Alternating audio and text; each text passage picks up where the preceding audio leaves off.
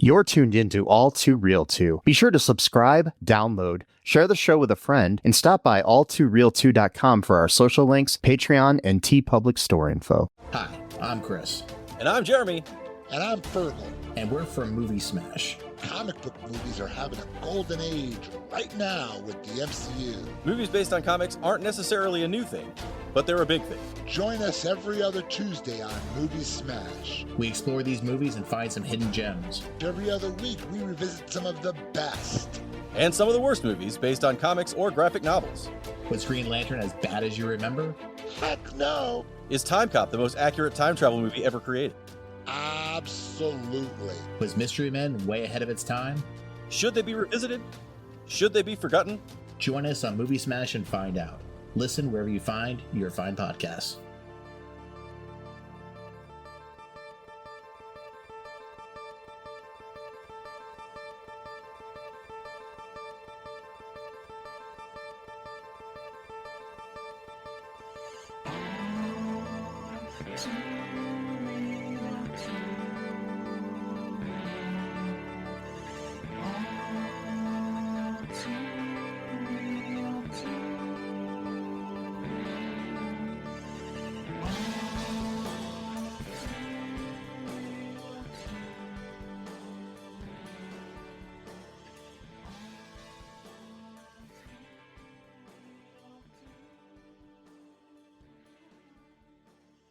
Okay, everybody, welcome to the latest episode of All Too Real 2. My name is Michael E. Cullen II, and with me, as always, is...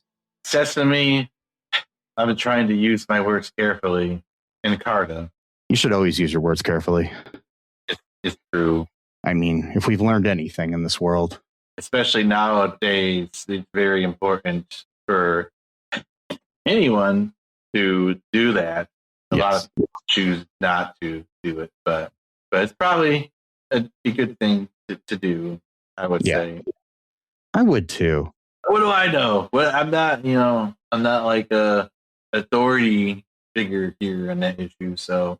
No, you're not. You're just a regular dude, mm-hmm. Who may or may not hate Napster, and right. Yeah, I hate Napster, sure. Yeah, whatever. I got like all of my music, like 1999 to 2000. Yes. Where it comes from, man. I was lucky that I wasn't one of the screen names that got read off and like basically have like the FBI knock down my door, like, you're downloading. I know there were like teenagers and like old ladies that got like huge fines and went to jail and stuff. It was sad. Actually fucking weird, yeah. Yeah. And now whatever. Whatever. Yeah. I hope they got like some kind of like restitution for that. Like, but no, you only get restitution if you storm the Capitol on January 6th. True. That's right. Yeah, those you gotta choose your crimes wisely. Yes. Downloading music was the wrong crime to commit. I know some people who were at January 6th reporting on it. Yeah. Can they claim some of that money? I'm just curious. No, because they were just reporting on it and not committing violence. So. Oh, okay. Yeah, you gotta get violence against democracy and the established government in order to overturn a democratic election. You can install some type of autocracy, whether it be fascism or some other just generic authoritarianism. Not really sure yet which, but something along those lines. Only then do you get money for doing it. Which we all know is bad, and I learned that from watching the 2026 Angel Studios film Animal Farm. And wait, no, yes, yes. Don't see that, folks, but do go to New Realms Media YouTube channel and listen to me and Ryan Moore over there review the movie that made me want to just hate cinema forever. Anyway, so but today we're going to be reviewing a documentary that kind of deals with the whole idea of authoritarianism and and how it can be corrupted. or maybe not. It's a movie from 22 years ago. Yeah. From 2004 called Metallica, Some Kind of Monster. Yeah. Yes, it was directed by Joe Berlinger and Bruce Sinofsky. Let's see what they've done. They're known for the Paradise Lost movies. If you haven't seen those, I highly recommend them. They're really good documentaries about the West Memphis 3, the like younger adults and teenagers who were wrongfully accused of killing 3 children. Oh wow! Just because they were like goth. Oh wow! Yeah, yeah. There's like several of the documentaries. They would go back and revisit them as they were, they were wrongfully convicted and spent years in jail until they were acquitted. So yeah. So yeah, those are good ones. Also, they produced a Ghislaine Maxwell documentary, a Hitler and the Nazis documentary, stuff like that. So the Tylenol murders documentary, a lot of good documentaries. So yeah, check them out. Joe Berlinger and Bruce Sinofsky. They I don't know if they both are involved in both those movies, but that's some of their stuff. They are both definitely involved in the Paradise Lost films. Yes. Yeah. Which again, I highly, highly recommend. And the movie, according to IMDb, the logline reads, the iconic metal band struggles for 2 years to create their album Saint Anger, dealing with alcoholism, the loss of their bass player, and the challenge of working with a psychotherapist. Yeah. Yeah, and the movie, of course, stars Metallica. Well, yeah.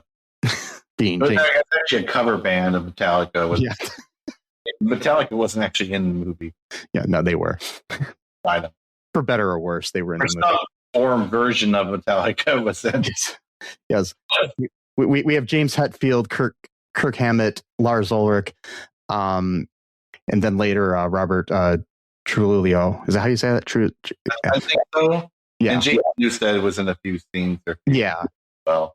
Yeah, and then there's like archive footage of Cliff Burton. And you've got Bob Rock, their producer, who played bass on most of the album of Saint Anger. Yeah. And that was the last time he ever worked with them. Oh, I can't imagine why. That guy, very interesting. Yeah. Almost universally, fans after that album and stuff basically forced Metallica to get rid of him. It's a terrible. I can talk about this all day, but I don't want to get too up on the album. Yeah, that's horrifying in so many ways. But yeah, the fact that it took that long to produce what then was produced. I don't get it. Anyway, so anyways, maybe we'll get into this here. Your initial reactions to this film. This film, okay, so they say like never meet your heroes type thing. Well, yeah, never watch your heroes go through a collective breakdown for all eyes to see. You got to understand. Okay, I'm going to go off the tangent here. Don't worry. It's related. That's not like my normal tangents that go off. You never go off on tangents. I don't know. I'm joking. This one is a related tangent. So I grew up on Metallica. Metallica was like my world for a really long time. Like I started listening to Metallica when I was like 5 or 6 years old. And so my uncle introduced Metallica to my aunt, and then my aunt introduced Metallica to my brother. And then I heard Metallica playing all the time because my brother, that was all he would listen to for a long time. And so I grew up on, Ride the Lightning, Master of Puppets, and Justice for All, etc. This is before the Black Album even came out. I was listening to Metallica pre-Black Album at like 6 years old, right? Yeah. So it was, they were like huge for me. Like they were my band. Even as I started listening to music on my own, they became like my band. Like Megadeth, they were really cool too, but Metallica was like my project, my band. You want to talk about the documentaries? So the documentary I grew up on, Metallica, was called Metallica, or it was called A Year and a Half of the life of Metallica, and it was all about them making the Black Album. So that's interesting because we got Bob Rock working on them on one album, the first album that he worked on with them. Yeah, worked with them on. Sorry, rather, and then a lot of it's based on that, and also touring, life on the road. They get into some history of the band, etc. So I grew up on that documentary. That's when Metallica was on top. That was when they were like ruling, conquering the world. I mean, it is called A Year and a Half in the Life of Metallica. They ended up actually touring for about 3 years straight, not a year and a half, going all over the world. They played in Russia right after the fall of the Soviet Union. I think they were one of the first heavy rock bands that played to like a crowd of like hundreds of thousands of people. And it actually was pretty bad because the guards started beating up a lot of the people because they weren't used to that kind of chaos. That the Soviet Union was like upset at like border and stuff like that. So the guards were probably all former Soviet Union guards, and they thought they were like putting down a riot essentially, even though it was just like a heavy metal concert. That wasn't too good. But they played with AC/DC, Black Crowes, Pantera, and EST in Russia. Yeah, that was a huge concert. That was what they played. Yeah, it was a huge. And so I wonder if that was the concert, because I know maybe that was one before that, but there was like this big concert that basically was kind of like a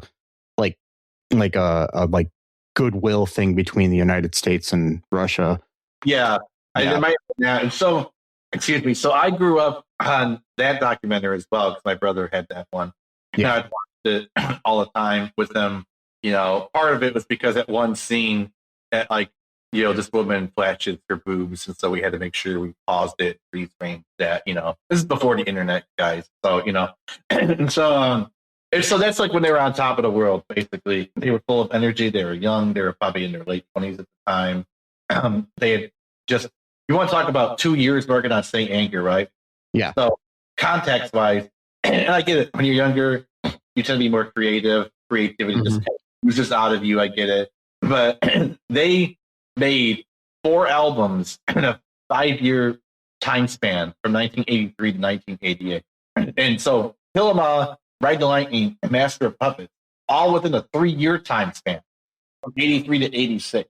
And those are all classic albums. And Justice for All has its issues with the mixing. I could get into that, but I don't want to bog down on like tech stuff or whatever. Basically, they caught Jason Newsted by turning down all the bass and had the guitar and drums turned up all the way because James and Lars were even then having a big fucking fight over wanting to be in control. And so they wanted their instruments to be the loudest. And so that's why the album sounds like shit, even though the songs are actually really good. The production sounds absolutely horrible. Which album? Injustice for All. Oh, okay. So much so that fans online have had taken upon themselves because they won't do it on themselves. I don't know why they can't just re-release the album with the bass turned up. And so fans themselves on YouTube had taken upon themselves to make their own version where either they record their own bass riffs, but they got the bass turned up way too loud in that one. Finally, I found one where they were able to extract the stems using AI and just turn up the bass a little bit. And it sounds so much better just with the bass. Just because like bass is not supposed to like completely stand out. Like you're not supposed to overhear bass, but it's got to be present in the music, like especially for like metal music. There could be reasons why they can't release it either, too, because they could have maybe lost the original recordings of the bass or something, or they might only have the masters and not the individual recordings of each instrument anymore too. Yeah, and so it's like a shock, so I grew up on this documentary, which this is like amazing. That's when they really blew up. I mean people, I don't know people like who've been in Metallica as much as I am. People got to understand Metallica was already a huge band before the Black Album even came out. The Black Album was all that did was just push them into the mainstream, but they already were huge. If you go online, you can find it on YouTube.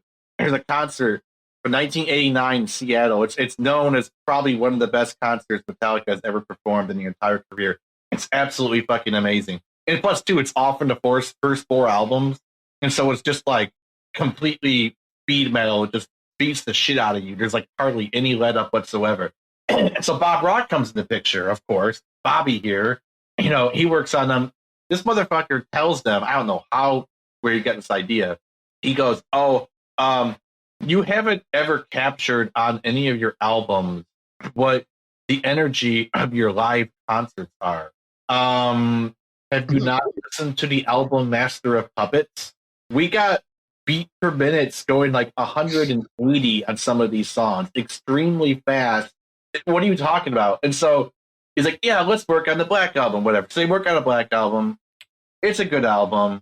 Not their best in my opinion, but it's good. It pushes them in the mainstream, and they become probably one of the biggest band, probably even bigger than Led Zeppelin, to be honest, when it comes to their influence and just their notoriety, whatever. And so then this documentary comes out 12 years, because that came out in 92. Some Kind of Monster documentary comes out in 2004. So a mere 12 years between that and this documentary, and like seeing them on their all-time high and then seeing them on their all-time low, and it's just like, man, like it's just traumatizing to watch this documentary of how like the dumb fights they would get into, particularly from James and Lars. Yeah, I mean, the thing with Bob Rock too is like before he was with them, he had worked with like the Cult and Motley Crue, which are totally different types of music than Metallica. Not to downplay either one of those bands, but not that matters either, because he then went on to do he won a Grammy Award for his work with Michael Bublé. I mean, he's a good producer. He is a good producer, but I don't know what he was thinking on say, I don't know. I think that watching this whole documentary, I didn't know that apparently there's like a psychological phenomenon where you could just like forget a skill that you have. Like you just don't remember how to do it for whatever reason. It's not because like it's gone in your memory. It's just like something goes on where you just can't do something that you normally can do. And so watching them play like that, I was like, had they forgotten that they've already written and recorded 7 albums before this right now? Like, what's going on here? And it literally sounds like that, because like Bob Rock, again, kind of fucked them over, because like a Black Album, it's more mainstream and it's still metal, but it's not like super hardcore thrash metal, but it still has that strength and power behind it. Then 5 years later, they record Load, which is just a regular rock album. It's not even heavy. James is singing in a completely different style than he did before. It doesn't even really sound like him. He changed his singing style. I mean, I get it. Like he was taking voice lessons and stuff because he couldn't like scream all the time. But like he just sounded like a completely different person. So I don't really know. And then this is their era where they got into this mentality where they think longer automatically equals better. Like the selling point of Load, the sticker on the CD literally says 78 minutes of music. Like that was the selling point of how long the album is. I'm like, well, it doesn't have to be long. I'm like, having an album being super long does automatically mean quantity versus quality sort of thing, And so ever since then, all their albums have been in the 70-minute range, no matter what. Ride the Lightning, their second album, 48 minutes long. One of the best albums they've ever created, in my opinion. You don't need it to be 78 minutes long. And then each album goes down. So Reload, 76 minutes. Saint Anger, 75 minutes. Death Magnetic, 74 minutes. Hardwired for Self-Destruct, whatever it's called, 77 minutes. 72 seasons, it's like 75 minutes. Like, you don't need your album anyway. I'm getting too hung up on that, but like, it's like you don't need your albums to be like that long. Like, it's like you don't like if like to express or whatever. Like, to get to my feelings on the thing is, it's like I was never a big Metallica fan. I kind of liked them when I was young, like before the Black Album, and then my musical taste kind of changed. And I mean, to be honest, like I went into a rap phase. And so I kind of just didn't like rock music for a while. And then like the Black Album came out and I was like, okay, that's all right. And then I kind of just fell off and didn't really care about them at all. Like, I didn't even listened. I mean, I've listened to part of Saint Anger and Load and Reload and stuff, but I haven't even really listened to much of anything since then. And the albums you want to listen to if you want no. to. Yeah, like, I listened to the early ones when I used to hang out with a older friend of mine. You know, one of those older friends that introduces you to music. He was a big rock guy. He was mainly into like the glam rock before the before like thrash metal and stuff. But he was like into Motley Crue and Poison and shit like that. But stuff is okay. Yeah, nothing against any of these bands. Period. Even Metallica. But yeah, my whole view of Metallica is I listened to an interview with James Hetfield on Mark Maron's podcast, and he impressed me then because I mean this was just a few years ago, and he was a lot different than he used to be. Yeah, but I will say this now, and I'll say it always. I've always hated Lars. I will always hate Lars. He's the most pretentious person in music. He thinks he's the best thing that's ever happened to drums, and he's not. He's well, he was really good in the early years, for sure. But then he fell off. I just think he's the most pretentious person. Especially, he's the most pretentious person in rock music, not just Metallica. Yeah, he very much is. He was always really good at like promoting and marketing, and even the early years, like Lars is always usually on the business angle of things. Without Lars, there really would be no Metallica, frankly. But like the band, I mean, I'll give him the credit, and I'm not saying that he's a bad drummer or anything. I just think his personality has always rubbed me the wrong way. I think he gets it from his father because his father, he's mentioned there, he's shown the interview in the movie. Yeah, he was a tennis pro in Denmark. He actually groomed Lars to be following his shoes to be tennis. Yeah. Pro himself, and he actually won some competitions when he was younger, but then he wanted to get into music. That was his real passion. And then it's just like, especially as he gets older, it's just like those interviews, just like he's always chewing gum in this documentary too, which really pisses me off. Like I can't stand how often he's chewing gum. People that chew gum all the time bother me too. I don't know what it is. It's like it's like a defense mechanism, or like, it's like a cockiness almost too. It just bothered me. Yeah, and I will say that to go into the documentary too a little bit. He did have a really cool Basquiat painting, but then he sold it. But yeah, he's been collecting art since the Black Girl days. He has a pretty good eye for art. Yeah.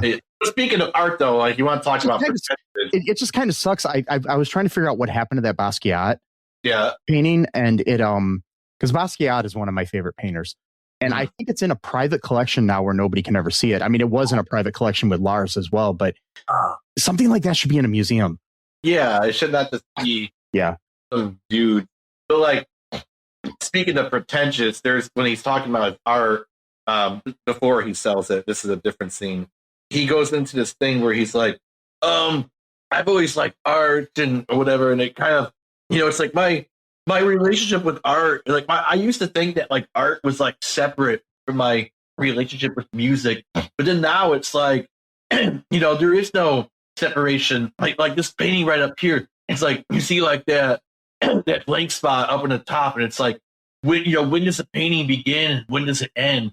What makes a song? When does a song end? Like, what does that even mean? I'm like, a song ends when it ends. Like, yeah, that painting.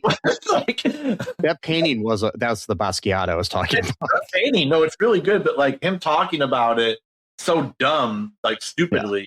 Like, I bet you he probably hated Lars talking if he was alive. I don't know if he was. No, Basquiat died pretty young. So okay, but like, and like I don't know. It's just like, but like again, like I do like how like James, he's always been like, I don't like sometimes James. I think James is very conservative. Like he's very careful. Like he never goes into politics. That's probably one of the smartest things he's ever done. Actually, he never publicly takes a stand on anything. But like I know he's really big into hunting and stuff like that. He doesn't. But when he talks about not talking about politics, it comes off very conservative. Yeah, so I think he's just careful and not alienate anyone, which it's pretty smart, I think. And so he he grew up. A lot of these guys grew up in except for Lars, kind of grew up in very privileged upbringings might explain his pretentiousness and stuff like that. Because James grew up in a Christian Science religion. You know what that is? Yeah. Yeah. He grew up in Christian Science, very obscure Christian. Yeah, they don't believe in going to doctors usually, unless it's like absolute necessary. Even then, I don't think so, because so his mother died of cancer because they refused to seek medical treatment. Yeah. And so she didn't, and they used to take him out of health class when he was a kid because he wasn't allowed to learn about biology and the body and things like that. And so, he kind of grew up very sheltered in that way and kind of felt very, exposed and stuff like that, being taken out of health class, and everyone's wondering, like, why is he not, taking class with us, stuff like that. And so he grew up in that kind of religion. His parents split up when he was 12. Maybe it was for that reason. Maybe one of them didn't believe it as much. I don't know. And then she died when he was 16. So then that's when he started getting into music. He was also played football, but music became kind of like his haven or whatever. Kirk Hammett also grew up extremely poor, to the point where he said when he got his first guitar, he actually didn't even get a guitar case. He put it in a garbage bag because he was afraid that someone would steal it if they saw him walking by with his guitar. Yeah. So that's like extreme, poverty and very rough, upbringing and, different mental things, with James and whatnot. Dave Mustaine as well, he makes an appearance. For those who don't know, I'm sorry, I'm nerding out here. Dave Mustaine was technically the second lead guitarist of Metallica. There was actually a guy who recorded one of the demos before him, but I don't think he ever played live with them. And so Dave Mustaine was the first kind of like official lead guitarist for Metallica. And I think he recorded on their first demo. And then I think he recorded a little bit on some of the demos that later were re-recorded to be Kill 'Em All, which is their first album. And so and he grew up again very, not great. His father was a abusive alcoholic. His mom literally moved him all over California, and somehow he would find out. This is before internet. I don't know how you find out shit like that back then, unless you're like really trying hard to find out where someone lives, especially if they're moving around all the time. Yeah. And he'd find them somehow, and then she'd move them out again. Eventually, she also got into alcohol, so she couldn't really take care of them and kind of just let them defend for himself, essentially. So then he moved in with his older sister, and then she got married to a super religious dude who would beat him because he listened to rock music and like having like Iron Maiden and like Def Leppard, I think, and stuff like that. And so then he went off on his own at 16 to live in an apartment by himself. Yeah. Drugs to make money. And I mean, I know like everyone's like, oh, you're such a lucky guy or whatever. But like, he was basically being like groomed by a woman who worked at the record store who buy drugs for him. And then she had sex with them. And of course, it's like, yeah, awesome. But it's like, it's no, because if it was the other guy way around, the guy with the record store, he's buying drugs for the girl. It's still pedophilia either way. And so, but he kind of framed it. It's like, yeah, that made me a man or whatever. I'm like, I don't know if it did, because he kind of got really fucked up. And, so then, I'm saying a lot of these guys, they grew up very, very rough upbringings in different ways. Mm-hmm. But with James, I think it was more emotional, not so much financially. It was more of the religious kind of doctrine. Being in a religion that's so strict and very strict, and things that would fuck you up. Yeah. I think they were also forced vegetarians too. I don't think they eat meat, so that was another aspect too of having to restrict your diet in a certain way based on your parents' religion or whatever, which you had no choice, you have no decision to make yourself or whatever. And so I only bring that up because like this whole movie is essentially like one group therapy session, but it makes sense because it's like they're middle aged now, and when you get older, I don't know if anyone's younger than us. When you start getting older, I got to choose my words carefully here. It's like Lars said, you start processing things different. You start looking back, and you start realizing like, oh, that was like a really fucked up experience. Oh, wow. Like, that actually wasn't like funny the way I thought it was back then, or like that wasn't like this cutesy little thing like that I was sarcastic about, as like a defense mechanism. I gotta choose my words carefully, which Lars uses at one point, which is hilarious. And so like, you grow up like that, they use music as like their both like their outlet, but also like their cover. Like, oh yeah, it's like their mask, kind of like I'm not sure how to say it. Like it's kind of like a mask because everybody does that. Like when it comes to like the arts in general, like a lot of people, like somebody will paint something to kind of hide their feelings and express them in a painting as opposed to just talking about them. Or a lot of people hide things with humor. Like some of the most depressed people on the earth are like stand-up comics. Right. So, it's like, yeah. Keeps them alive, and it keeps them from having to talk about the really big feelings they have. And so like, you got this going on. Dave Mustaine, he's a really interesting scene.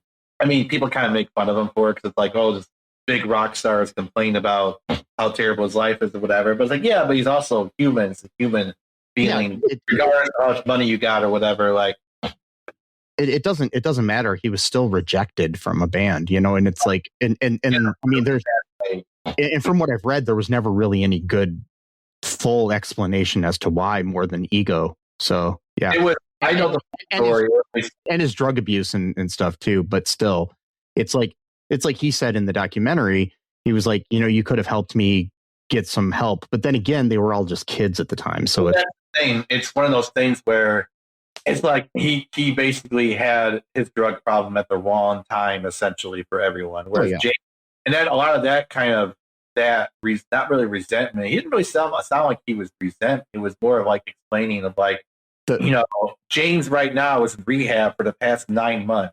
And the main issue I have with Dave Mustaine is that he used his anger of being rejected from Metallica and kind of took it out in a lot of articles and a lot of other things that I've seen on Kirk. Yeah, he replaced him. He had he's trying to say that he stole his job and all this other shit, but it's like, no, dude, you got yourself kicked out of the band. Not that, it was for whether you deserved it or not. You can't blame the guy that replaces you. It's like, if you're working at Walmart and get fired and then somebody else is hired to replace you, you can't really blame that guy for you getting fired. Right.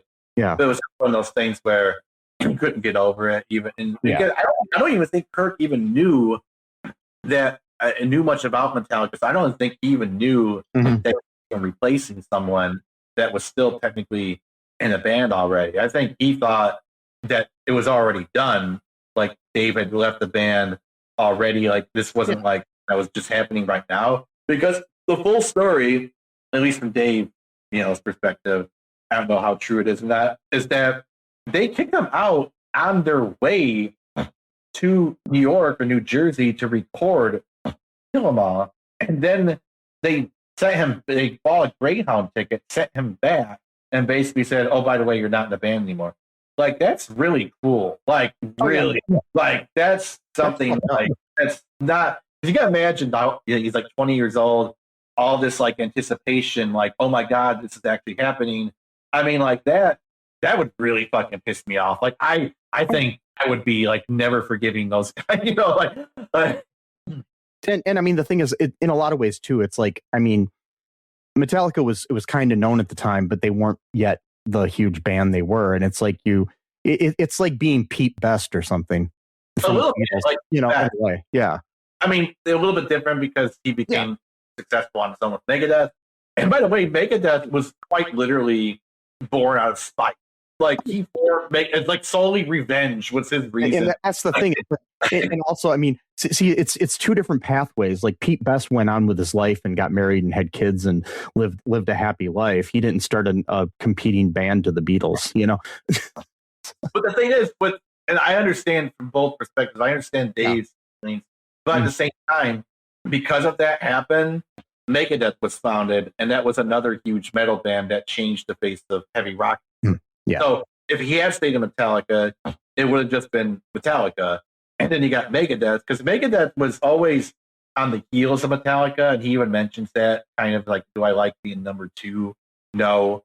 I mean, it does sound kind of like okay, really, dude. But if you do think about it again, you start this band on spite of your former band. You kind of want to get back at them, and you're always just at the heels. You're never quite like, even his albums would usually come out like a year or two after the most recent Metallica album came out, and so it was like he quite literally was like trying to catch up with them. I can also kind of see. I'm just reading here how Kirk got into the band, Mm-hmm. and it's so they, like you said, they traveled to New York to record Kill 'Em All, and but due to Dave's substance abuse, he was fired shortly after their arrival. But Hammett received a phone call on April 1st and flew out to New York for an audition on April 11th, the same day Mustaine was let go. They were already putting into motion before they got rid of Dave. But why take it? That's what I don't understand. Why still don't blame? I don't blame. I don't think blaming Kirk at all is a good thing. But it's just kind of funny how fucked up James and Lars probably were to do this to him. It's one of those things, like you said too, about like how they're so understanding of James, but again, like they were just kids at the time. It kind of reminds me. I know it's like a really, really weird example. It's not very apt, but it kind of just reminded me of that movie 500 Days of Summer. Yeah, where like she's finally ready to be in a relationship, and he feels like, well, kind of cheated. Like, well, wait, why wasn't it with me? And it was just like a timing issue. Like it just happens sometimes. Like, and it's like, it sucks. It feels cruel. In this case, it was kind of cruel though. But like in that movie though, it wasn't. Whereas, I mean, I love 500 Days of Summer. It's a great movie, but it's so misread, that movie, because it's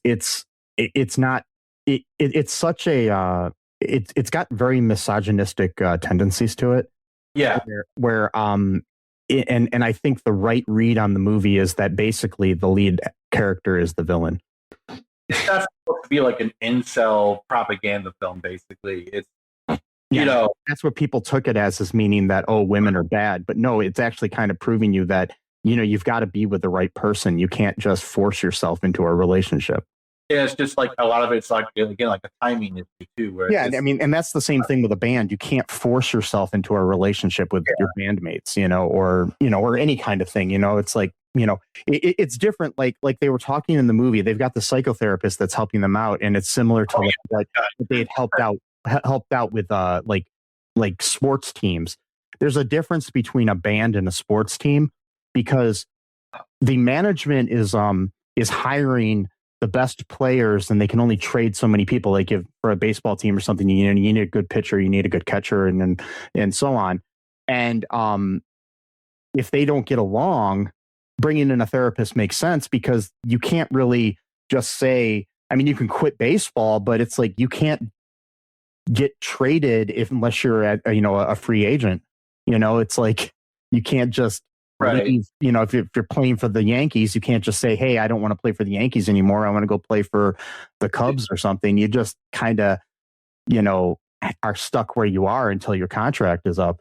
So it's like, this guy built but in a band, if things aren't working, you can kick the guy out or you can leave the band. It's kind of it's just a whole different thing. And that guy, we could talk about him later. That guy is totally fucking weird, dude. Yeah.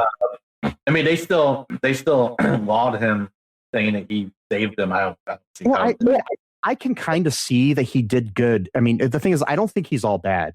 No, just like weird, like the approach to it all. I think it would have worked better with more of a one-on-one therapy sort of thing, and a group therapy. I don't know. Maybe they were doing one-on-one and they just didn't film it. Yeah, maybe. But having this like whole group therapy with the whole band, and if that's all you were having, it's not helping the issues, because in a lot of ways it does help with group therapy, like or couples therapy or something like that. But there's also the idea that you can't get to the key issues of yourself if all you're doing is focusing on what's wrong with the other person. And also too, being afraid to speak up about what's going on with you, because that person's there with you and they might judge you or make fun of you for it.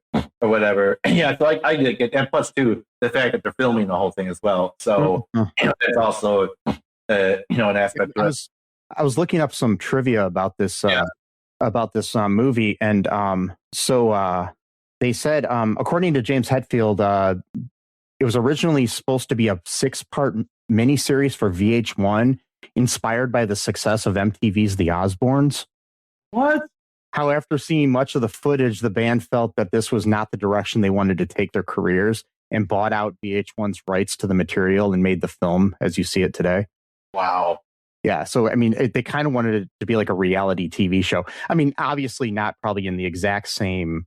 It was inspired by the success of the Osbournes. Obviously, it's not going to be, family comedy like the Osbournes was. The Osbournes was kind of billed as kind of like a comedy show, sort of. Like, I mean, it had serious moments. Yeah, too. Yeah, it's a totally different field. I couldn't see this being a reality TV show. I mean, because you did have shows the Real World and whatnot that had like drama, and you still have shows now that have drama like Love Island and all that shit, but it's different than what this would have been. This is kind of a darker drama. Yeah, again, it's something I only watch like once every 2 years because of how it is, and like very traumatic to hear them, because it's like the way James, I mean, they talk like a married couple who's just lots of resentment buried underneath the jokes and the sniping remarks here and there. And still, like, Lars did have a good point at one point where he said that, like, because I think Lars, he's able to express his emotions better than James, because he grew up in Europe. One thing, Europe's not usually this, hey, America, man, type of mentality that like American men are, taught to behave. So already coming from a different culture where men are allowed to not just like anger is the only emotion that they're allowed to have or express or whatever. So already there's that.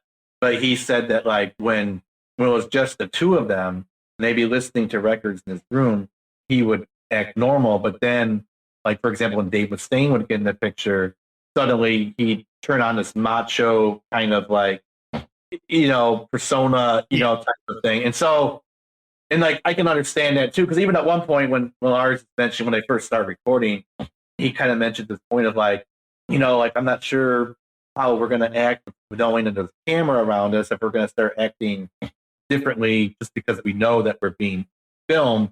And he's like, there's a certain like intimacy, when you're just like, talking together. And James like, intimacy? What the hell are you talking about? Like basically saying gay because he said intimacy, so it's like, yeah, come on. Like, I would be pissed off if I thought I had a best friend and then they said something like that in return. Like, really? We're going to like gay shit here because I used the word intimacy? Like, really? And so again, like even then he was doing that because he was around everyone else and then being recorded. So it's like he had to deflect that a little bit by making some little remark like, intimacy, what the fuck are you talking about? Type of thing. And so like, I can see the resentment of Lars having that kind of like feeling of like, when it was just us, the two of us, because like they were basically like the founders of the band essentially. And so it was just them, getting together, listening to these new wave of British heavy metal bands, basically metal bands that no one really heard of except for like really, really obscure people who are like really, really into metal would not know who these bands are, which is again why Metallica became the way they were, because they had a leg up on the competition because they were listening to bands that nobody else really ever heard of, and they were taking inspiration, sometimes stealing riffs, like Seek and Destroy. Pretty much the entire song of Seek and Destroy is stolen from various different songs, riffs of different songs. There's a whole thing I could get into. Wow. So they kind of had a leg up on the competition, and then all of a sudden, you introduce Dave Mustaine, and then they start butting heads, with this whole macho, kind of masculine, like I'm the top dog, type, thing or whatever. And then you got Lars, who now is kind of would see himself almost like the third wheel all of a sudden, like this is my best friend, and now suddenly, he's putting all of his attention on trying to be more macho than this other guy who just came in who doesn't even really know us. You know what I mean? So I can totally see that kind of resentment building up over like a 20-year time period of like, I know this guy in a completely different context than what he's putting out into the public. You know what I mean? And so it's like, and actually, I've actually had friends like that, to be honest. And so, I don't remember them that much, but like growing up, and so like that's kind of like striking the chord with me actually a little bit. Like, where it's like when we're alone, we're talking, we're doing these other things, and suddenly, when we're out like at a playground or whatever, you're out here making fun of me, about shit that you yourself were already talking about just between the two of us, And so like, no, like I could totally see that kind of like resentment. Because he mentions it a couple of times actually in the documentary. At one point, he's just slamming on the drums. He's just trying to get out that aggression, of like just kind of going through that all over again.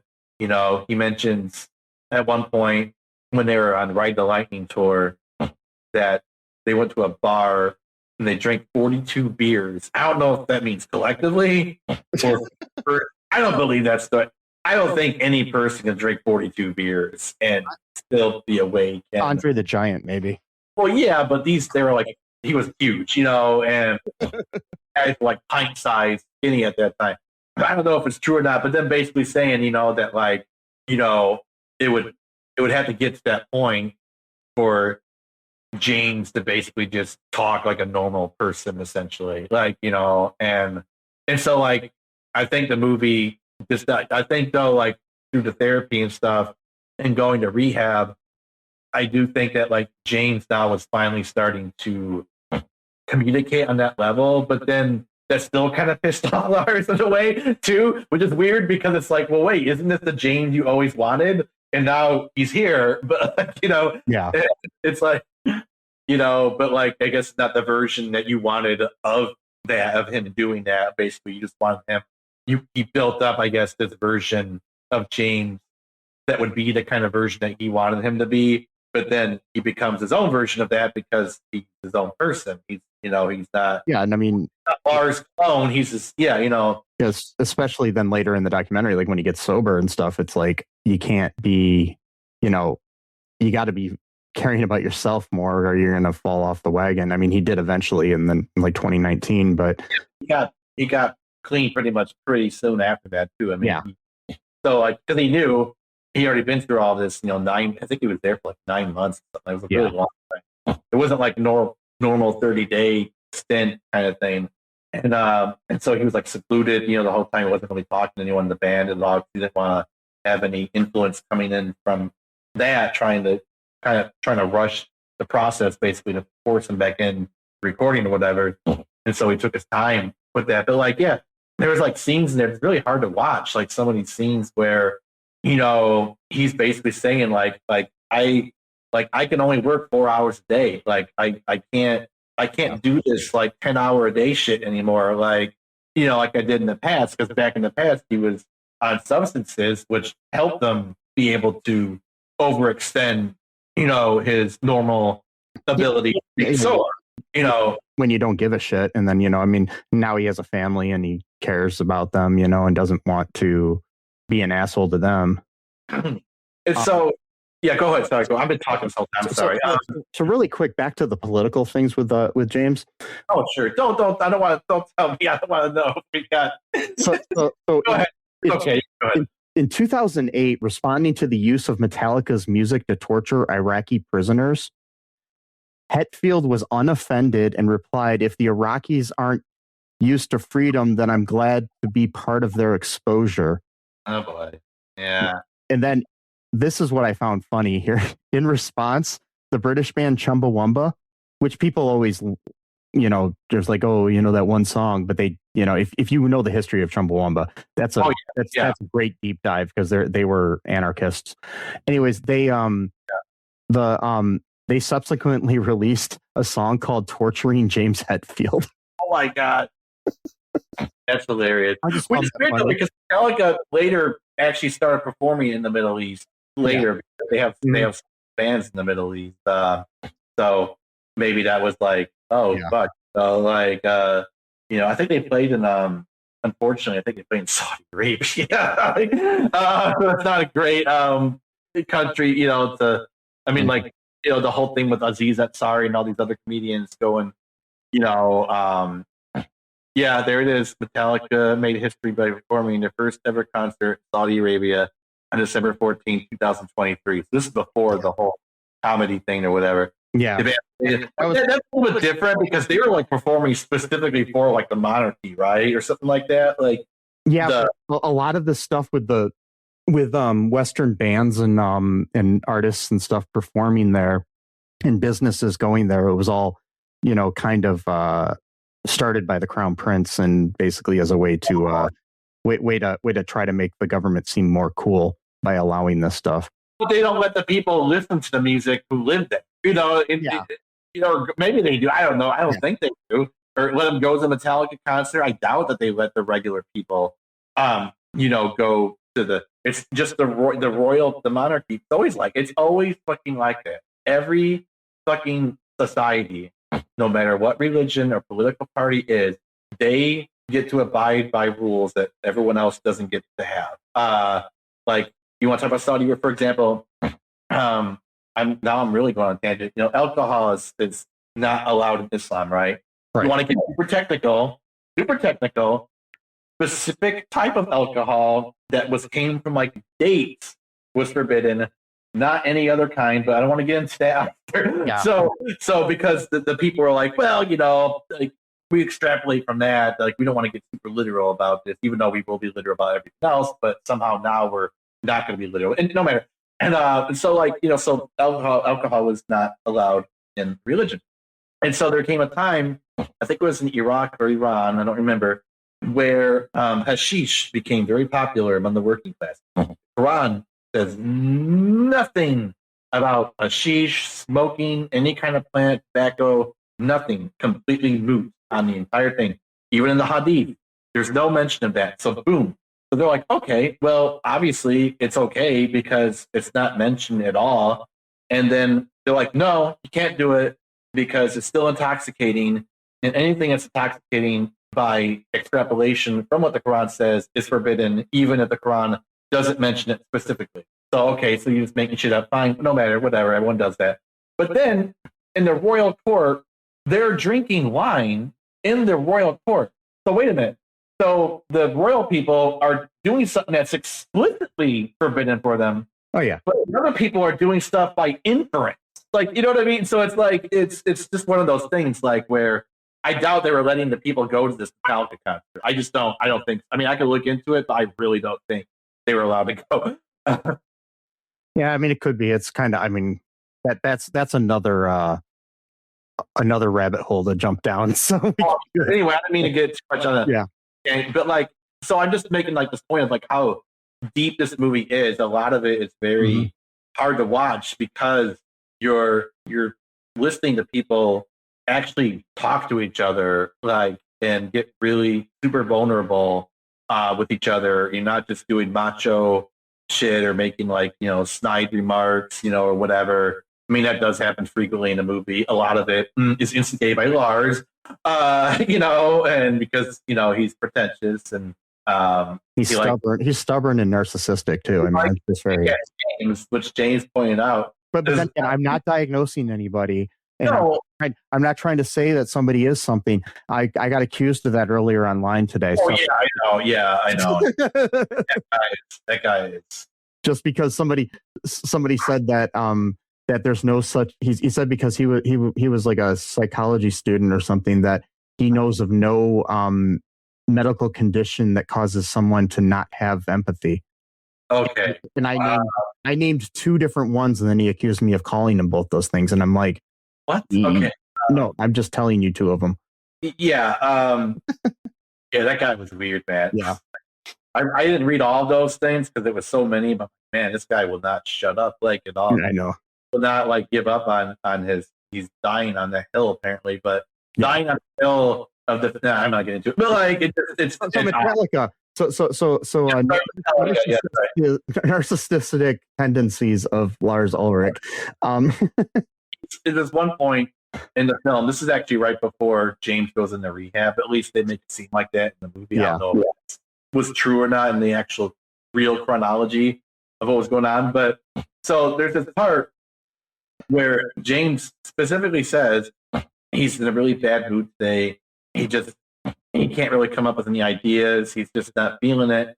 And so Lars is playing this horrible drum beat. I mean, it doesn't make any sense. Like, it's not even like I'm playing some weird clever beat that like it's like not even that. It just sounds like actual shit. Like there's no way you can salvage it by saying like, oh, I was playing this really weird obscure. No, it was just a terrible drum it wasn't beat. even for humor, really. It was more for like him being just an asshole. It was. He was just being an asshole because he didn't want, I don't know, whatever.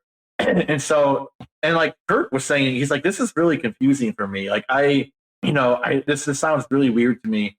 And so it wasn't just James like trying to pick a fight. Kirk was also, I think even Bob Rock was kind of like, I don't know, like it just seems off or whatever. And so to get into this huge fight, Lars is the one that's picking at him. Like James is just saying like, it's like I don't know, like can I just get like a more solid beat, like something that's more like something that I can actually play guitar to, because this drum beat was literally impossible to play anything to. Like I don't think you'd be able to come up with a riff where this would actually make any sense to fit into. And so and again, it's like you're a metal band. Yeah, they're really good at what they do, but like they're not jazz. They're not doing all kinds of like weird you know what I mean? Like that's not something probably are able to even do, you know, because it's just not their style of music. And then Lars is just like, he's like, well, that's your opinion. Like, I'm just trying to do something different or whatever. It's like, yeah, but what you're doing sounds like shit. Like, it's horrible. Like, you know, and then James is just like, he's like, I don't know, it's clever and everything, but it just doesn't really like mix well. It doesn't really fit with what we're doing here. And then Lars, this is where it's famous, where it's like, oh, I'm trying to use my words carefully here. What I'm hearing is like, it's a bit stock. You know, he's chewing gum, I think, this time too as well. You know, it's a little bit straightforward, you know, so I was just trying to, you know, add some edge to it with the drums or whatever. And then James calls him out. He's like, these terms we throw at each other are like a complete bullshit. It sounds like stock, it's straightforward. Like you're only saying this to like make a point about a drum beat. You know what I mean? Like seriously, that's the only reason why he would even say that. Because there's lots of Metallica riffs that are very similar to each other. That's not, if that was your argument, you wouldn't allow all these other similar riffs that go on in like Metallica. Because again, there's only so much you can do with any style of music. You hit a peak at some point where there's not much. If you venture too far away from what you're known for, people are going to complain, and if you venture too close to what you're known for, people are going to complain. So you're kind of damned if you do or damned if you don't sort of way. Yeah, so they were trying to. You know, like the main issue with Saint Anger is a lot of people complained that there weren't any solos. Well, that's an interesting thing too about that, because there's that scene where they basically tell Kirk he's not allowed to record guitar solos, because it's outdated or whatever. And then like Kirk actually made a good point. Kirk has always been the only, besides Jason Newsted, who they basically forced out of the band, always the one that had the most level head out of like the most egoless out of all of them. Like almost to the point sometimes where I think he almost like doesn't stand up for himself enough. I think at times where he should be able to like say like, hey, you know, I'm in the band too. Like, you know, I got ideas, you know, as well, type of thing. And then he kind of flew off the handle a little bit about this, where he's like, you know, I think this whole thing is bullshit. He's like, I'm not interested in like doing a guitar solo for the sake of doing a guitar solo. Like it's not like because of me that I have to do this because I'm the lead guitarist and therefore I have to do a guitar solo. His argument was, you know, if we don't put a guitar solo on one of these songs, that's going to cement it in this current era of rock music. That's the current trend. So by you saying we're not going to do something outdated, by doing that, your record then is going to be, oh, that was during the new metal phase or whatever, where they didn't do guitar solos, you know. And so, and then Bob, Bob, this is how easy it is to talk to Kirk. Basically, Bob, and again, like Lars and James will argue for hours over this. Bob simply gently makes one point in like a span of 30 seconds to Kirk of like, I don't want to get into this thing where, it's a rule where like, let's not have a rule where it says no guitar solo, but must not also have a rule for guitar solo. And Kirk's like, oh yeah, I agree with that. So wait, so apparently you could be a normal adult and solve a conflict in 30 seconds versus like months of arguing with each other, you know. And I've always liked Kirk. He's always been my favorite. Besides Jason, him and Jason Newsted have always been my favorite members of the band, simply because of how emotionally mature they are about this stuff. They, you know, like, I don't know why, but the whole thing just reminded me of A Mighty Wind when Harry Shearer's character said to do then, now, retro, to do then was very nowtro, if you will. I love that line. That's my favorite line. It's like, Yeah. I don't know why, but when I watched that scene with Kirk, I was just like, yeah, that's how I feel. I think it's just like it's very interesting. I mean, he was kind of, you know, he was pissed for a little bit, you know. Yeah. And then he got out his anger, you know, for a little bit, and then the conflict was solved in a matter of like 30 seconds. And, you know, so it's possible to act that way and to not take every little thing personally as though it's like, you know, it's going to affect your entire being, your way of life or whatever, over not getting your point in the right drum beat or whatever, you know, the case may be. You know, and plus again, Kirk, growing up extremely poor, he's like, you know, I'm not going to fuck up my career here by, you know, like I don't want to go back to that, you know, like, you know, anything with Jason Newsted, exact same thing. If you watch Year and a Half, he's sitting there, he's eating the fucking food that they give you like in the break room or whatever before you play. Mm-hmm. They're making fun of him because at this point they're making lots of money. They're like, why don't you just order out whoever? He's like, dude, like I'm saving my money because eventually I'm gonna like want to buy like a house or a ranch. Yeah, but I'm not gonna just blow all my money right now because we don't know how long this is gonna last. Like, you know, like, yeah, you never know. I mean, music is the most fickle business in the world. I think it's funny too. As far as I just read something about Lars that made me dislike him even more. Okay. You know where the band name came from? I've heard different theories. What does it say? What do you mean? What is it? The band name came from Ehrlich's friend Ron Quintana, who was thinking of names for a fanzine he was creating. He was considering the names Metal Mania or Metallica. Okay. After hearing the two names, Ehrlich wanted the latter for his band, so he suggested to Quintana to use the name Metal Mania instead. So that's why that magazine has its name. Gotcha. Yeah, so basically he stole the name. I mean, to be fair, Metallica is a much better band name than Metal Mania. Yeah, it is. It's better than a magazine name, but what I'm saying is that he just basically kind of like, hey, dude, you should use this other one.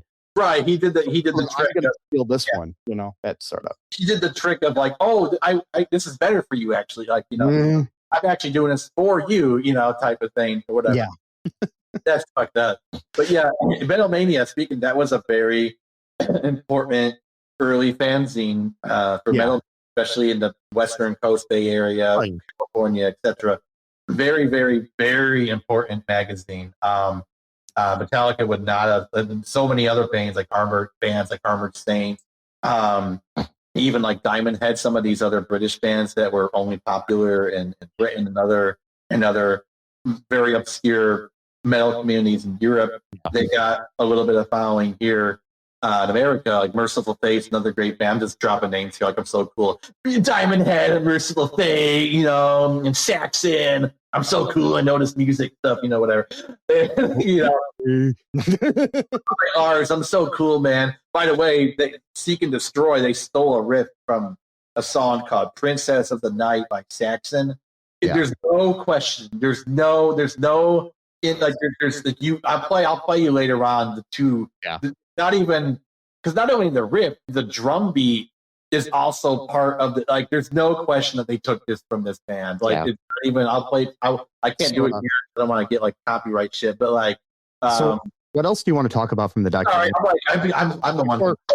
Before the episode gets to be like 2 hours long. I'm the one that's doing all the talking here. Not really much. Just I mean, we pretty much covered everything. I mean, like just like the whole. Well, I guess there is the whole thing with Phil Toll, where he starts like acting like he's part of the band at one point. Like he's going against like his own therapy like boundaries, like where he's not supposed to be like enmeshed with his clients. Like there's this one scene where he's like wearing like sunglasses and he's like trying to act like all cool and shit as he's sitting down on the couch next to Kirk. And he scribbles something down. So the whole thing with Saint Anger, which kind of sucks, this is the first album where everybody was allowed to write the album, and it's the worst album they've ever done. So it's like maybe having the fascist version of Metallica was better when it was just Lars and James, because those albums sound good. This is the one where everyone gets involved and it just sounds like it's a little dog shit. So I don't know. But anyway, so like they were all allowed to like write lyric, because Lars usually mainly wrote the lyrics to a lot of these songs, and James kind of pitch in a little bit as well. And so like Kirk was writing down lyric ideas, etc. And then Phil Toll, he scribbles something down and he hands it over to James. I'm like, you're not part of the band, dude. Like that's a really weird thing to do. I mean, that's the thing.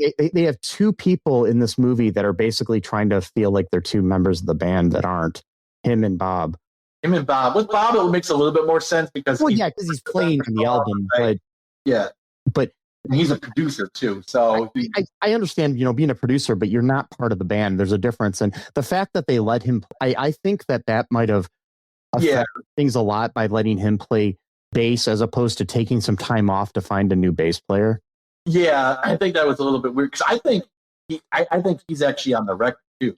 I don't think Rob Trujillo is actually on the record. I think no, he's not. He's not. Yeah, it's Bob Rock does all the bass, plays all of the bass on the album. So yeah, weird. But like, he's a producer, so he's good at like. Yeah, producers are really useful. And I mean, the thing is he's a good musician too. But the thing is, it's like he's not part of the band. A producer is different than a member of the band. And the thing is like even if he wants to be a musician, go off and be a musician. Yeah. Don't insert yourself into this band. And I'm saying this based on I can't tell you the difference if it's good or not because I don't know bass playing. Period. So you know what I mean? It's just Right. It's just I don't know. It's just very interesting. Yeah, because like as a producer, they're very useful because a lot of bands, have the ego thing where they want to write everything themselves. They don't want any outside output because they don't want to feel like they didn't control every aspect of the music. Well, I mean, there's like times it works better that way when you're. And there's a major difference between a producer like a Phil Spector from back in the day who would like write and almost compose all the music and and do everything and just like bring in a girl to sing it or something. Like the Ronettes and whatnot. This is all before he became a murderer. But But you know what I mean is like his wall of sound, and he was great with producing. And there's like people like that today who are great at producing things and doing that. And it works better for like a pop music sort of thing, but not for a rock band. Yeah, that's my main thing. And I mean, you do have great producers for these rock bands, but they're usually the ones that know like how to encourage. And I'm not saying that he didn't do this, but encourage the strengths of each member of the band, as opposed to like becoming controlling. Yeah, that's a really good point. Because if you go back into like the Black Album when they're filming when they're doing that, he's very much more hands off. He takes out ideas that he's like, what if you just played the riff this way, or what if you only played the first half of that riff and you just repeated it? That's what a producer does. That's okay. That's what they're supposed to do. I mean, that's their thing. But like when you're like, no, I don't like that. I think you should do this. I'm like, well, now you're inserting yourself. Like, I get I mean, I know producers will play on other people's, and then there's a lot of times when, like for example, the best Beach Boys album ever was basically made by Brian Wilson and just by himself, and the Wrecking Crew. And then he brought in his brothers and cousin and whatnot later to sing on it. But it's different. It is inserting yourself into the band. Yeah, I think that was also. Yeah, I agree with you about that because again, like I think he was the reason why they recorded Load and Reload, completely changing their style of music. Yeah. Just fine if you want to try something different, that's okay. But like, it felt like because you think about their style drastically changed with him at the helm, not the helm, but like the Black Album. The Black Album is very heavy. It's very got lots of. It's very slower than all their other albums. You would know better than I. Like, I don't know what they sound like now because I haven't listened to Metallica in literally 20 years. They've gone back to their thrash metal ways, but I feel like they're just kind of circling the wagons personally. Yeah. I think they're not really doing anything unique anymore, which is fine. They've been together for 40 years. I mean, yeah. At a certain point, but it's like I would rather. I'm afraid if I ever do see them in concert, they're gonna want to play shit from the new stuff. Which I get bands, they want to play the new stuff, but it's like the new stuff is not as good as the stuff, it's just like objectively not as good. Like it's just not because of the band, and this is going to sound weird because I've said a lot of bad shit about him. I really worry about Lars. Why? What do you mean? I worry about his health. Why? What's going on? No, nothing. I'm just saying, being a drummer in a rock band for that long. Oh, right. Okay. Horrible on your body. Yeah. Because like for example, what's his face who died from Foo Fighters? I just blanked on his name. Yeah. Like he had so many health problems going on because of his drumming. The thing is with you drumming like that, it can actually mess up your heart. Right. Taylor Hawkins. There you go. Taylor Hawkins. There we go. Yeah. I had a T in my head and an H, but I couldn't put them together. But yeah, anyways, didn't he? He did, but the thing is he was taking medicine to compensate for the fact that he was having health problems. And they actually, his cause of death has never. They've never ruled what it was. Okay. So yeah, because it was in a different country and they have different laws. It's almost bad for your back as well as Phil Collins. Yeah, and like the longtime drummer, I can't remember his name either because I'm horrible with names of Pearl Jam, quit because he was basically, he just said, I can't do this anymore. He's like, it's hurting my body, it hurts my health, and he's like, if I want to live, I can either stay in the band and die in the band, or I can live my life, sort of thing. It's just, that's why watching Lars like on stage and how hard he hits those things, and this was like 22 years ago. Yeah, I need to watch some current footage, but I mean, I don't know how he can keep up with that sort of. I think I mean, and to a lesser extent, the other guys too, because they're getting old, and I mean, it's like there's a difference between the type of music that these people play, and even Pearl Jam and Foo Fighters, to like the music that the Beatles or the Rolling Stones played. It's more mellow, and like you can be a drummer, but even like Charlie Watts and the Stones, he died, earlier than he probably should have. It's like, yeah. No, metal is definitely a genre that you age out at some point. It's just the way it's not fair, but it's just how it is. I mean, like Megadeth, there's only one original member. Yeah, well, a lot of that too is he would kick a lot of people out for stupid. I know, but I'm saying that I'm sure that some of it is the health issues that are contributing to that, and there's other bands like that too. I know that people always complain, well, I'm just going to see this band and they're basically a cover band, but it's like, yeah, but these people are in their 60s or 70s and they're not going to be able to play anymore. I mean, James, I think, is like the thing too with James as well. I'm worried about is arthritis, because James does something called down picking, where you sometimes that kind of like that kind of thing when you hear a guitar do that's called a fret pick, where you're muting the fret slightly, so it's got that weird staccato thing. And then what he does is called down picking, where he only does it doing down. Like, because a lot of people, they'll do it down and up because it's easier and you can do it faster. Yeah. So he's playing these, say, like, imagine, and you're only doing down. Like, I mean, like, when you're young and stuff like that, sure. But even then, it still takes a lot of speed and endurance to do that. But if you're 60 and you're going like all down, like, at a certain point, I think he's not going to be able to do that, which is fine. I mean, it is what it is. I mean, like, again, they've been together since 1981. I'm like, I'm looking at a picture of the band from 2 years ago, and man, they look old. I mean, but you expect it too, but it's like, and I just, there's only so much you can do with this. I mean, it's like I said, there's difference between that, but then But then it's even when you these like older artists like of Frankie Valli from the Four Seasons is on, tour still, and he's like 90 something, and they basically are just, pushing him out on stage, and he's kind of just barely singing. Yeah, like at a certain point, it's like at a certain point, just enjoy your life. And I know you love the music and stuff, but it's like sometimes it's going to get to that point. It's like that's why like in a lot of ways it's very similar to like sports athletes. Like that's why like the average baseball player retires like in his 30s or something. It's like yeah, especially in football player too, like maybe 40s at the late. But like you can still play music and stuff, but like maybe don't tour, maybe just do smaller shows here and there. Like nothing that like pins you down, like I gotta do these 3 dates or whatever. Like just like a one-off concert, like I'm gonna do this next month, at this club or whatever. Like you can do that. Like there's no. But okay, so he's 62 years old, James Hetfield. Let's see, Lars Ulrich age is 62, so the same age. So there was one little thing I want to talk about else, just really quick about the Jason Newsted of it all.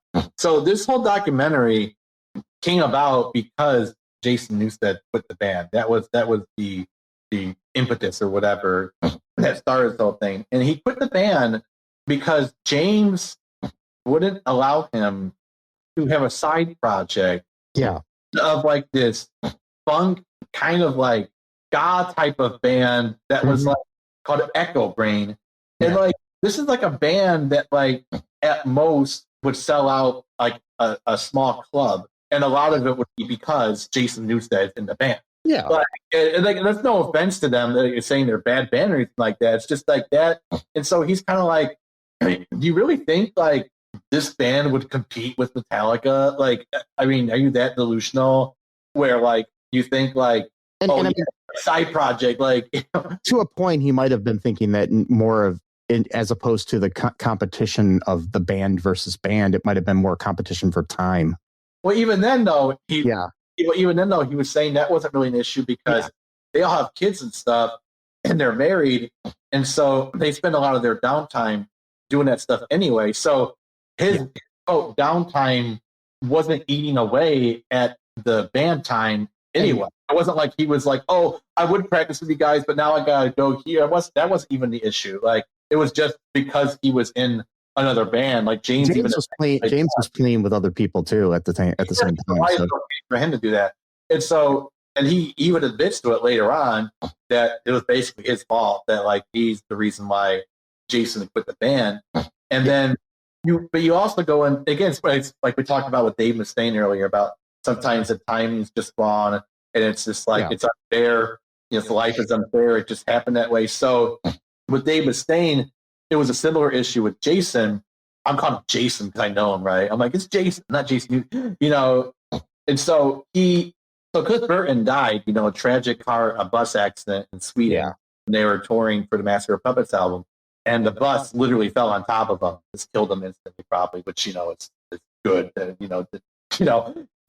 feel any pain from it to happen so suddenly. And so they started auditioning for a new bass player the day after his funeral. Yeah. They gave no time for grief whatsoever. And they were still doing drugs and drinking at that time as well. And so they finally, and they auditioned like Les Claypool. That would be a terrible fit. They literally told them that he's too good for the band. Like if they hired him, they would be like holding him back essentially. Oh yeah. That's the reason why they didn't hire him, is because he was too good. And then he's like, yeah, it's not going to work out. And so they finally, Jason was the one that was the best fit for them. They liked them. And so they treated him so horribly because they took it out, Cliff's death, on him.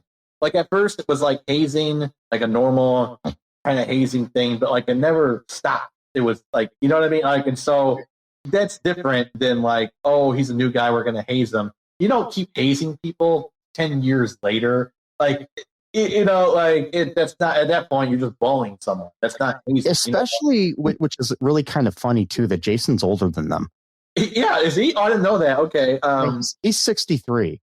Okay, so he's like a year older. Like a year older, so it's like kind of weird. Like I just looked it up because I was like, maybe it was because he was younger, because he looks younger. But then I was like looking at it and I'm like, he's older.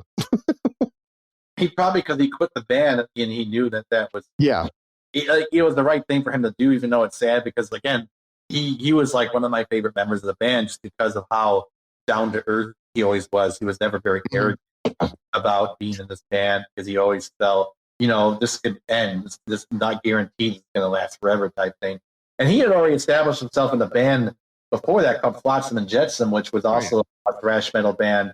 And they were kind of pissed at him because he quit their band to like, they kind of had like their own Dave Mustaine moment where they put out a record almost like vengeance against him, like a very heavy. Speaking of his replacement, it's kind of funny that Robert Trujillo's son is now the bass player in Suicidal Tendencies, which he used to be. That's great. Yeah. Awesome. Yeah, he played for Ozzy as well. Mm-hmm. Ozzy switched bass players. He switched from Robert to Jason. Wait, really? Yeah. Wow. Yeah. That's hilarious. When Robert left him, he replaced him with Jason. That's hilarious. And so, like, I wanted to mention that because of like how I was very angry when I was a kid, I was like band or whatever. Really, technically, my disillusion with Metallica was actually going on for a number of years before I saw the documentary when it came out, because of that aspect of like, you push this guy out of the band because, you wouldn't let him have a side project. And again, the side project wasn't even eating in to Metallica time. It was just fine. It wasn't like he was like, oh, I would go to practice. Oh, I would go to a recording session, but I'm doing this thing. That wasn't even the problem. Was because he had free time and he wasn't just going to sit around doing nothing with his free time. And so that's what he did. And like, I just feel it's one of those things though too, where it's like, they now know, it's like the Dave Mustaine effect. They now know that there was the wrong thing to do, but they can't really go back now because of it. And so it just, that has to stick. That moment of your life has to. And this is nothing. I mean, and it, I guess it worked out for the best. I mean, Robert seems like a good replacement, and he's his own thing, and he's been with the band longer than any other bass player now. He has been, but again, like, they've only released 4 albums in the past 23 years. Whereas when Jason was a band, they released 4 albums in a matter of 10 years. So, and again, those albums were the ones that they're known for. Like, I'm sorry, but people are going to go to Metallica concerts to hear the old stuff in the Black Album, not the new shit. Oh, I know. And they're and plus, but I'm just saying, even with the fact that he's been consistent, at least it's kind of. They didn't kick him out, that they've known that they can keep him on. But yeah, like, it's just like how Jason was kind of like the Dave Mustaine, but a little bit different, actually worse, because Dave Mustaine kind of did some shit that really pissed him off. Whereas Jason Newsted, his thing was existing that pissed him off, basically because he, was the replacement for Cliff, and Cliff was like their guy. Like he was like a, the original 4. Like he wasn't a hired hand, basically. He was like the, original founding member of the band. Well, not really founding, but like, and so that just kind of made me sad a little bit about like how they treated him. Like, you can even see remnants of this a little bit in the old documentary, the 1.5 years in the life of Metallica, where they're constantly hazing him. They kind of make it jokey, but they're still being kind of mean and stuff like that to him. But then they're nice to him as well, so it's kind of like the abusive relationship where it's like, oh well, it's nice dudes one time, kind of thing. Well, and, it's like interesting that for like about 10 years that Scott Schreiner was in Weezer, he wasn't a member of the band. Oh, interesting. Because they basically brought him in as a trial period, and they never made him an official member of the band for like 10 years. Oh, that's kind of weird.